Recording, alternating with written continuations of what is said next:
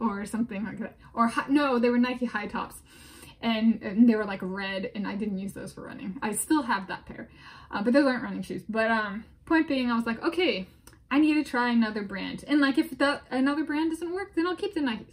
But I have tried another brand, and so this pair, this is an Under Armour Charged Impulse. It's thin, it's flexible, so this is, if I were to compare it to the Nike shoes, it's closer to the Nike Flex Contact. Oh, this is called, the pink and black ones are called Nike Dual Fusion. This is the Nike Dual Fusion. And so these are Under Armour Charge Impulse. The laces are not the original lace. This pair is over 3 years old. I used these shoes for all of my exercise, including using the rowing machine, and I've broken a bunch of my laces because of the rowing machine and where the straps for my feet go, so like this will break.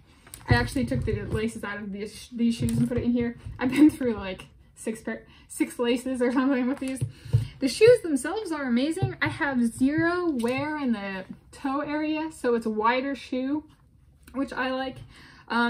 They're remarkably, I've had these for over 3 years, and what I think is, so the toes are great, the toe areas, like, but I think perhaps the most remarkable part is the sole of the shoe. It has worn down, but it has not worn through, and that's just really incredible for my usage. So that's what they look like after 3 years. My current exercise habits, I say maybe on average for those 3 years is like an hour plus of exercise a day. On average, I'm currently getting closer to 2-ish hours a day. So that's their usage.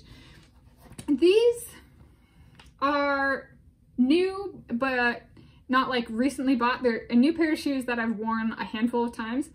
And they actually show what the problem, these are perfect shoes, they last longer, they fit, so what's their one drawback?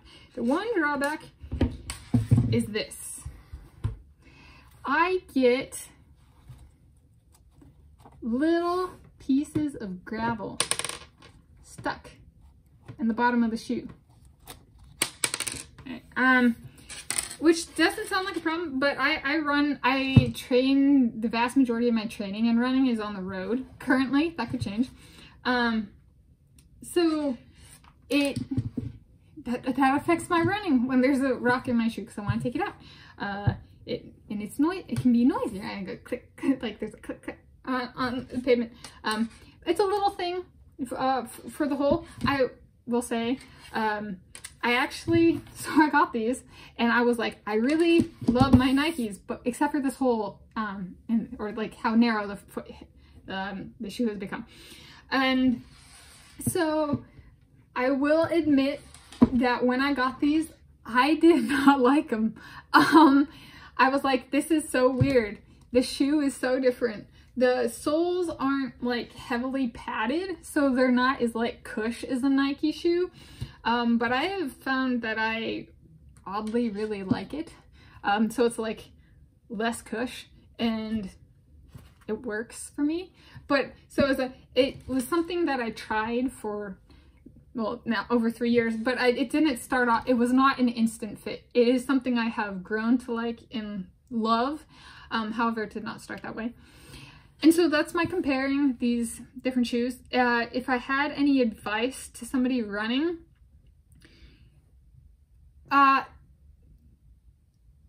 give the shoe some time. It doesn't have to be an instant fit. And I've learned that from this, and I've learned that from my Nikes too. They weren't I didn't start off with Nike.